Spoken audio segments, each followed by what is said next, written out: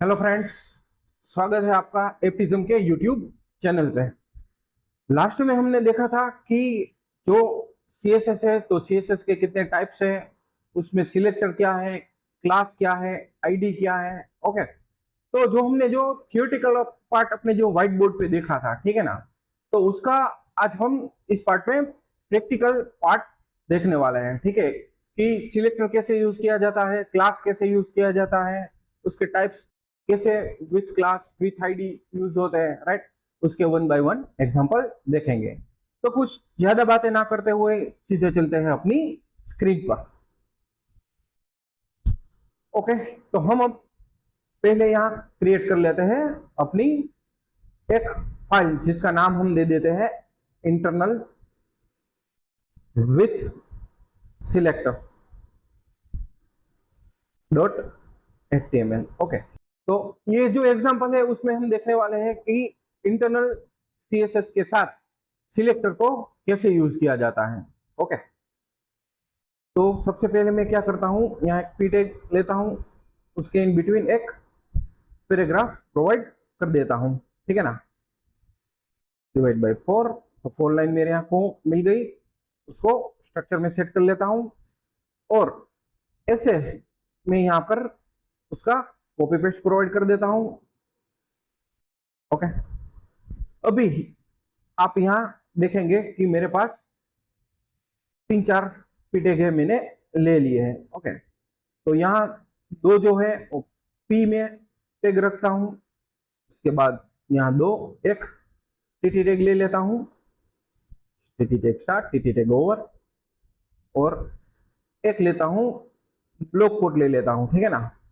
यहाँ मैं प्रोवाइड कर देता हूँ ब्लॉक कोड, जो हमने HTML वाले पार्ट में पैराग्राफ कैसे प्रोवाइड करते हैं उसमें हमने देखा था। तो पहले इसका जो सिंपल जो आउटपुट है वो हम देख लेते हैं कैसा आता है। तो आप देखेंगे कि यहाँ पर ये और ये तीन है, वो पी टैग है, ये वाला टीटी टैग है और ये वाला ब्लॉक कोड है, ठीक है। तो अब मैं इस पे सिलेक्टर की सीएसएस प्रोवाइड करूंगा। तो इंटरनल सीएसएस प्रोवाइड करने के लिए हमको यहाँ स्टाइल टैग और उसके इन बिटवीन पी, तो पी जो मैंने यहाँ पर लिया है वो हमारा सिलेक्टर है, P tag start, P tag over, और यहाँ पर मैं सीएसएस की प्रॉपर्टी प्रोवाइड करता हूँ कलर। ओके, और कलर में यहाँ प्रोवाइड कर देता हूँ ब्लू। ओके, और उसकी फॉन्ट साइज है वो प्रोवाइड करता हूँ 30 पिक्सल। ओके, जैसे ही मैंने इतनी सीएसएस यहाँ पर लिखी तो आप यहाँ आउटपुट में देखेंगे कि जो कोई भी मेरे पी टैग प्रोवाइड किए थे 1, 2 और 3, तो उस पर मेरी सीएसएस है वो अप्लाई हो चुकी है। ओके, तो हमारे वेब पेज में जितने भी पी टैग हमने प्रोवाइड किए होंगे उसको ढूंढ के वो उसकी उस पर वो सीएसएस प्रोवाइड कर देगा, ठीक है ना। अब मेरे को टीटी टैग पे कोई भी अपनी स्टाइल है वो प्रोवाइड करनी है, तो मैं यहाँ पर प्रोवाइड करूंगा कलर। कलर दे देता हूँ रेड और फॉन्ट साइज प्रोवाइड करता हूँ 20 पिक्सल्स। तो यहाँ आप देखेंगे कि जो मेरा टीटी टैग है उस पर मेरी सीएसएस है वो कॉल हो चुकी है, सीएसएस की प्रॉपर्टीज। ओके, यहाँ देखेंगे अभी ब्लॉक कोड पे कुछ अभी अप्लाई नहीं हुआ है, तो मैं क्या करता हूँ यहाँ P coma block code. Okay, तो आप देखेंगे कि जो मेरा पी टैग का जो स्टाइल है एज इट स्टाइल मेरे को यहाँ मेरे ब्लॉक कोड का भी मिल चुका है। ओके, तो यहाँ जो मैंने प्रोवाइड किया ये मेरा मल्टी सिलेक्टर है और ये जो है वो मेरा सिंगल सिलेक्टर है, ठीक है। तो ये जो वाला एग्जांपल देखा उसमें हमने देखा कि भाई इंटरनल सीएसएस कैसे यूज करते हैं और उसमें सिलेक्टर कैसे यूज किए जाते हैं, मल्टी सिलेक्टर कैसे यूज किए जा सकते हैं वो हमने देखा। ओके, उसके बाद हम देखने वाले हैं external CSS, external with selector. Okay, dot HTML. तो मैं क्या करता हूं, ये जो फाइल है उसकी कॉपी और यहाँ पे पेस्ट। ओके, और यहाँ जो कोई भी CSS मैंने प्रोवाइड किया हुआ है उसको यहाँ से मैं रिमूव कर देता हूँ। ओके, और एक जो मैंने यहाँ फाइल क्रिएट की है उसका क्या हमें आउटपुट मिलता है हम देख लेते हैं। तो आप देखेंगे यहाँ मेरे को नॉर्मल आउटपुट मिल रहा है। और अभी मैं एक और यहाँ पर फाइल क्रिएट करता हूँ style.css। ओके, और जो हमने CSS प्रोवाइड की थी उसको मैं यहाँ पर प्रोवाइड कर देता हूँ। ठीक है, अभी क्या हुआ कि भाई जो एक्सटर्नल CSS है तो हमने कल लास्ट वाले वीडियो में देखा था कि भाई अलग से आपको CSS की फाइल क्रिएट करनी होगी और उसको पर्टिकुलर पेज के साथ आप यूज कर सकते हैं।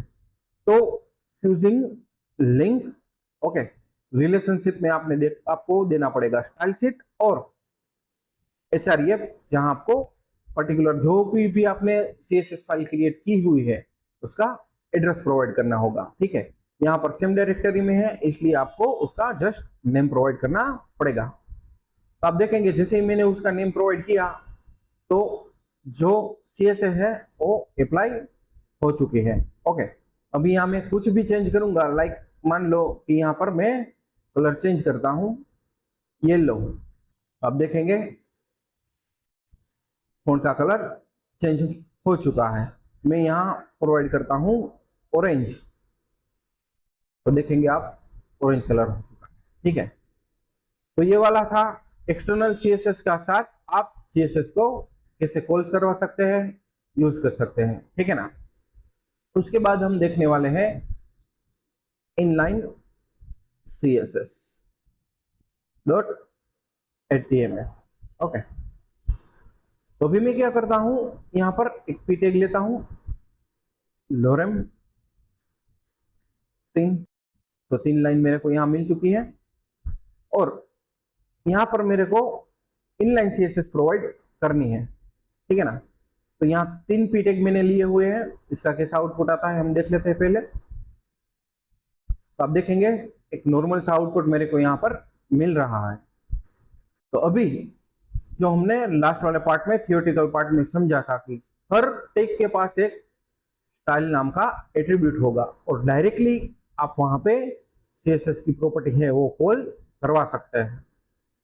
आप देखिए वहां डायरेक्टली है वो कलर चेंज होकर मेरे को मिल गया है। अभी मैं यहाँ पर प्रोवाइड करता हूँ फॉन्ट साइज, मेरे को यहाँ पर 30 पिक्सल का फॉन्ट चाहिए। अब देखेंगे पर्टिकुलर अप्लाई होकर मेरे को मिला और इसका भी मेरे को स्टाइल शीट चेंज करना है, तो मैं यहाँ प्रोवाइड करता हूँ कलर, ये कलर दिया मैंने।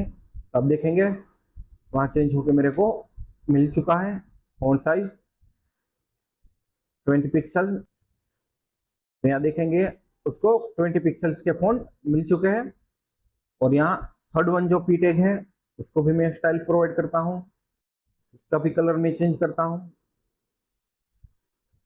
गोल्ड और यहाँ पर मैं एक बैकग्राउंड कलर प्रोवाइड करता हूँ